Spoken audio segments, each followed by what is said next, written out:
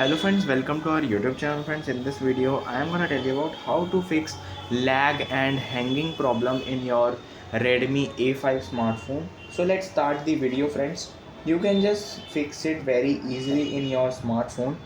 If you are facing lag, then firstly you have to clear some of your storage. If your storage gets full easily, you have to release some of the applications that are not useful, like photos, videos, documents, files. You have to just delete some of the applications also that are not useful enough. So then you have to just uh, click on settings, click on applications. There are lots of application. Click on three dots, reset this app preference. You will not lose any app data.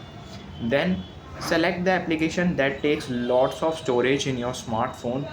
Click on this storage and cache, clear cache and clear data, and then it will fix your lag problem. And then you have to do a software update. If there is any update available in your smartphone, you have to do it. Then it will fix your smartphone and restart your device. It will fix the problem. I hope you like this video. If you like this video, then subscribe to our YouTube channel for more helpful tips and tricks videos. See you next time.